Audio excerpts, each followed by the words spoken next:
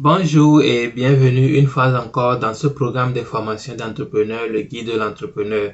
Le guide de l'entrepreneur a été créé pour aider ceux qui désirent devenir entrepreneurs à développer les capacités et les compétences qui vont leur permettre de pouvoir développer leur entreprise ou bien de pouvoir commencer leur entreprise. Aujourd'hui, nous sommes sur le chapitre 2 et le chapitre 2 porte sur la mentalité et les qualités que doit posséder un entrepreneur. Ceci est le point 12 et ce point 12, nous allons seulement le titrer « Commence, n'attends plus ». Pourquoi je dis « Commence, n'attends plus ». Le truc, ce que nous avons remarqué, c'est que la plupart du temps, quand nous avons une idée, nous allons développer l'idée, nous allons faire des recherches et on est là, on ne démarre jamais l'idée. Pourquoi? Pourquoi? Parce que nous attendons tellement longtemps, parce que la peur de l'inconnu. Nous avons peur de commencer et d'échouer et nous sommes là à réfléchir et ne jamais commencer. La meilleure manière d'échouer son idée est ne jamais commencer.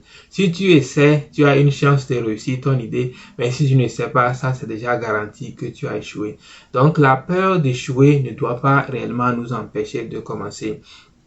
À mon avis, si tu as ton idée, tu as fait ta recherche, tu vois que tu as les informations dont tu as besoin, tu peux déjà démarrer.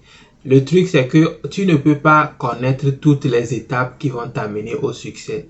Tu vas commencer, tu vas échouer, tu vas apprendre, tu vas continuer par avancer jusqu'à aller. Tu ne pourras pas mettre toutes les étapes sur papier. L'erreur que nous faisons parfois, c'est de vouloir connaître toutes les étapes avant de démarrer.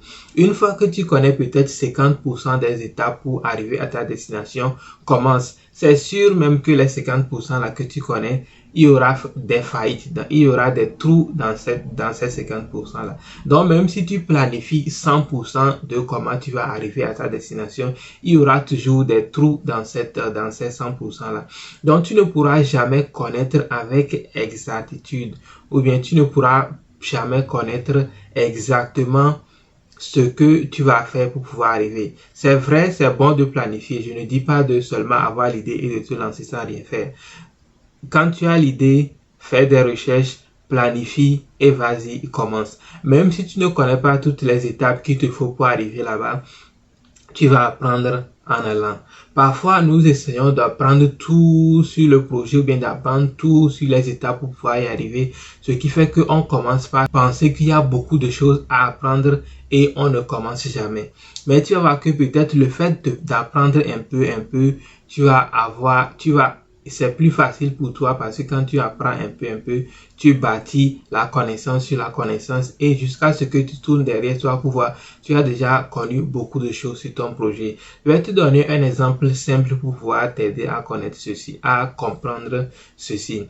Quand tu conduis peut-être par exemple la nuit et il pleut, et tu es là, tu conduis. Tu vas voir que souvent, ce que nous faisons, c'est que les phares sont allumés. Nous ne voyons que peut-être quelques mètres devant nous quand les phares sont allumés. Mais peut-être nous allons très loin, mais on ne voit pas déjà là où nous allons. Tu vois, on ne voit pas déjà notre destination. On ne voit que quelques mètres devant nous grâce au phare de la voiture. Mais on conduit.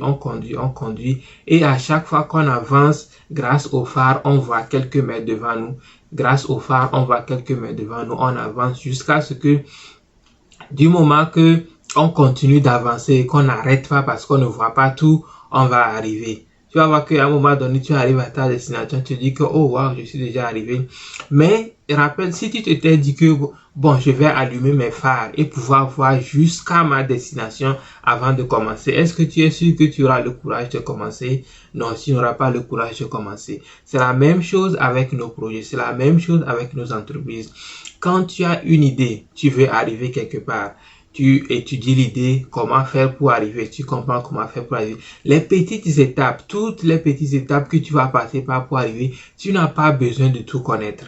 Commence à partir de ce que tu connais, comme dans l'histoire de la voiture.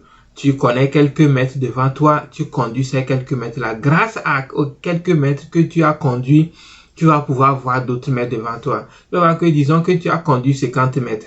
Les 50 mètres qu'il te faut pour arriver à 100 mètres, si tu n'avais pas avancé 50 mètres, tu ne pourras pas avoir 50 mètres de plus devant toi, tu vois, non? Le fait que tu as conduit 50 mètres, ça t'a permis de voir 50 mètres de plus, ce qui fait que tu vas arriver maintenant à 100 mètres. Maintenant, au 100 mètres, tu vas pouvoir avoir encore 50 mètres devant toi, ce qui va te permettre d'arriver à 150 mètres. Tu vas arriver à 150 mètres, tu vas encore 50 mètres grâce au phare, tu vas arriver à 250 mètres. Donc, c'est la même chose avec nos projets. Si tu veux dire que tu vas connaître toutes les étapes du projet avant de commencer, tu ne pourras pas. Mais tu sais que je vais commencer ici et je vais arriver. C'est ça qui est l'essentiel. Tu connais le début et la fin.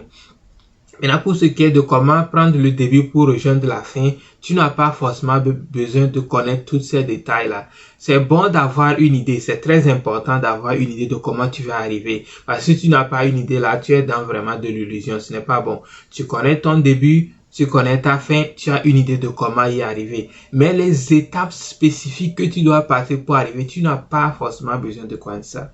Tu n'as pas forcément besoin de connaître ça. Tu peux apprendre en allant. Donc, j'ai voulu ajouter cette partie-là au chapitre 2 qui porte sur la mentalité et les qualités des entrepreneurs parce que je remarque que quand nous avons des idées, nous étudions l'idée en long et en large.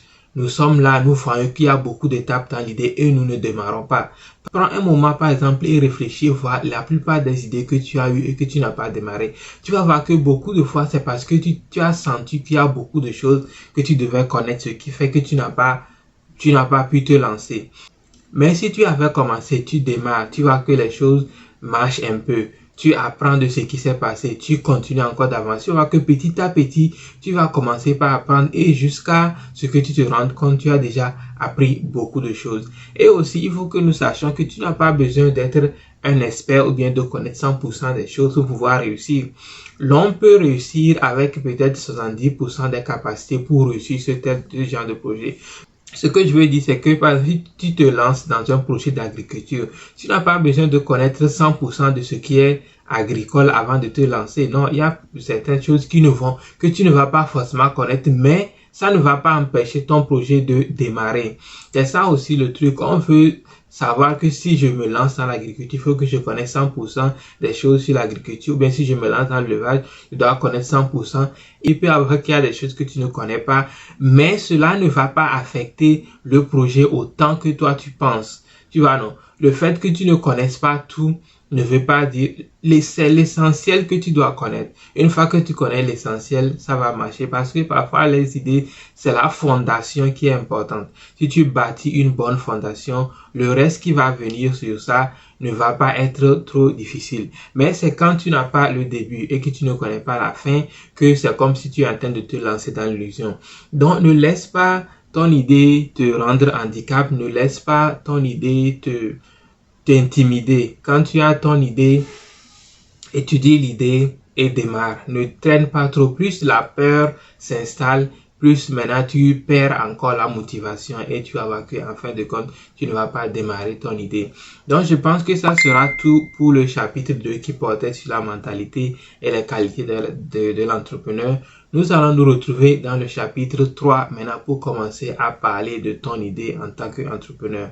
On va se retrouver dans la prochaine vidéo. Je te dis bye bye.